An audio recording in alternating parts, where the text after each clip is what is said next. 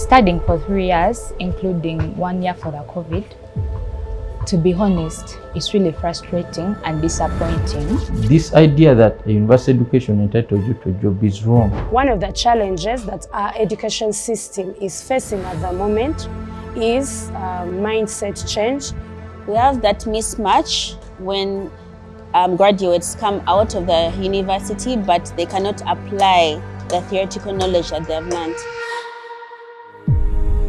In Namungona, Mariam Najuka starts her working day with a phone camera and a piece of jewelry catching the morning light. This was not the career she imagined. In 2023, she graduated with a degree in business administration from Livingstone International University.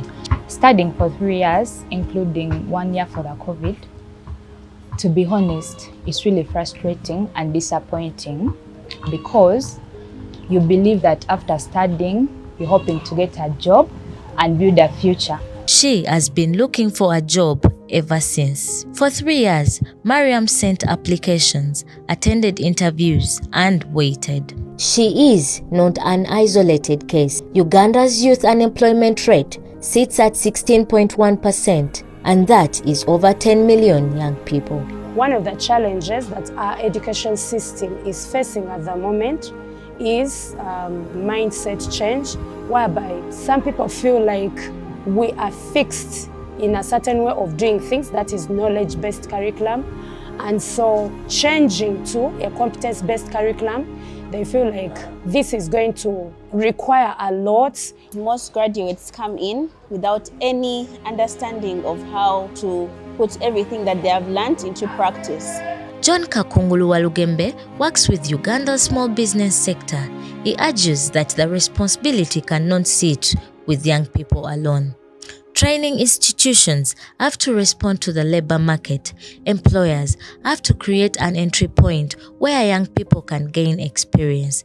Government has to create an environment where businesses can grow. So we are telling government, put money where your words are. If you're saying digital economy, then make sure that your tax regime encourages digital entrepreneurship. Many individuals are not prepared from a character perspective. They are not respectful, they are not ethical, they are thieves. As a country, everyone wants to get a university degree. Now, university degree, yes, but this university degree in what? You see, so you find that there is oversupply in certain areas. Very many people are trained in things that don't have demand.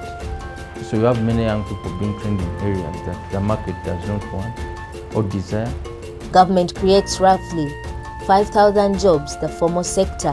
The formal private sector creates about 2.3 million, and the informal sector creates over 10 million jobs. Instead of waiting for someone to employ her, what could she build herself? The business idea was a small shift from searching for a job to trying to create one. But Mariam's struggle points to a much bigger question.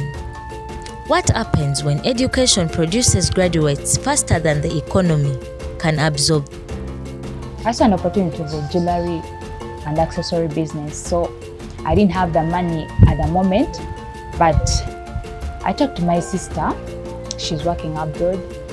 I told her about my business idea. She was like, Mariam, since you did business administration, I want you to write for me a business proposal. So I had to write it down, convince her. So she sent me the money. That's how I started my business. For graduates already outside the university gates, the question is more immediate. What can work now? Emmanuel Trinity thinks part of the answer lies outside the traditional classroom. At 13, he was living on the streets of Kampala when missionaries asked him what could keep him from returning there. He asked for a computer. He taught himself digital skills and eventually found work as a designer. But instead of staying in employment, Trinity began teaching young people from communities like the one he grew up in.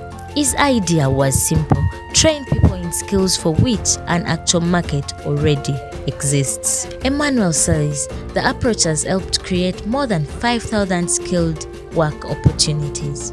Our training model skills young people in on-demand skills training. So we deal with employers across the globe, United States, UK, Australia, and the demands they need is what we train into our programs. So that helps us to create jobs at scale. And we're looking at the global outsourcing industry, which is about $365 billion.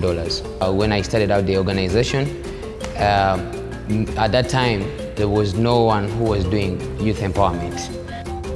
And you know, development work has phases and it has cycles. So that time, it was all women empowerment, sewing and everything. And when we started out, we were like, no one can fund you to create jobs for youth. It's now that it's becoming popular that we are getting the attention, but it wasn't popular then. So that for us led us to actually run an organization that doesn't depend on aid. Mariam never went through Trinity's program, but the instinct behind what she is doing is remarkably similar. For Mariam, work now looks like this: a phone, a small business, a customer, and the skills to keep adapting. Uganda's challenge may no longer be simply how to get more people through the university. It is how to build enough pathways between what they learn and the work they are capable of doing.